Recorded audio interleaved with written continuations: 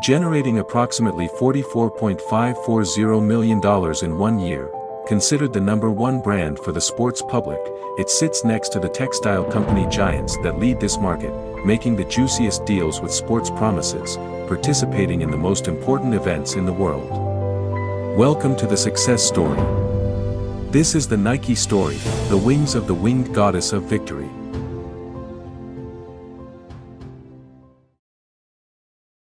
The Nike story begins with the history of Blue Ribbon Sports in 1964. Around that time, Phil Knight had just gone through the University of Oregon, followed by a stint at Stanford for his MBA, leaving him with two pivotal experiences that set the trajectory of his future. At the University of Oregon, he ran for the school's track and field team, which brought him into contact with his coach, Bill Bowerman. Aside from an intensely competitive ethic, Bowerman showed a fascination with optimizing his running shoes, constantly tinkering with different models after learning from a local shoemaker. As the company itself points out, Phil Knight was the first student to try one of Bowerman's shoes. It was in 1968 when Phil Knight founded the Nike brand, whose name was based on the Greek goddess of victory, Nike. But it was not until 1971 when it adopted this name. In its first 3 years of existence, the brand was called Blue Ribbon Sports. In the beginning, the fact that Phil did not receive any response to his proposal made him soon take part in the footwear business. He contacted the Onitsuka brand in Japan and managed to persuade the manufacturer of Tiger athletic shoes to make him a distributor for the brand in the United States. Once Phil received the first pairs of shoes and with the purpose of making a sale, he decided to send some pairs to Bowerman, but surprisingly Bowerman would make a counter-proposal to Phil to become his partner, in addition to being able to contribute his ideas for improving shoes to Tiger. Already in the decade of the 60s, with a handshake and the contribution of $500 of the time on the part of each one, the Blue Ribbon Sports Society is created, a distributor of sport footwear of the Japanese brand Tiger. In January 1964, they placed their first order for 300 pairs of shoes, which Knight was able to sell in the trunk of his green Plymouth Valiant. The company needed someone to handle the ever-increasing demands of a business like Blue Ribbon Sports. So a new athletic enthusiast named Jeff Johnson, whom Knight had been fortunate enough to meet at Stanford, took over the company around 1965. Not only would Jeff get to do the job Bill and Phil had given him, but he would become a key cog in the wheel of the then small business. Johnson would create the first product brochures, print ads, and marketing materials. He would even take the photos himself for the company's catalogs. As if that wasn't enough, he would set up a mail order system, open the first Blue Ribbon Sports retail store in Santa Monica, California, and keep track of the merchandise.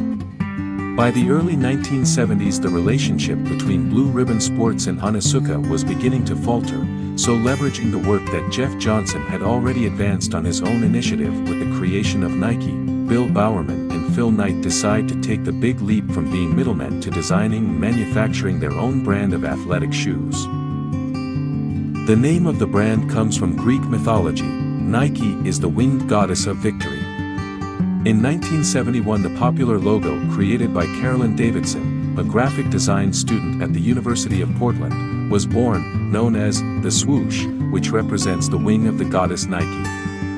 By the year 1972, the new line of Nike shoes would make its debut at the United States track and field trials held in Eugene, Oregon. With a new logo, a new name and an innovation in design, the only thing the company was missing was an athlete to give prestige and positioning to the new Nike line.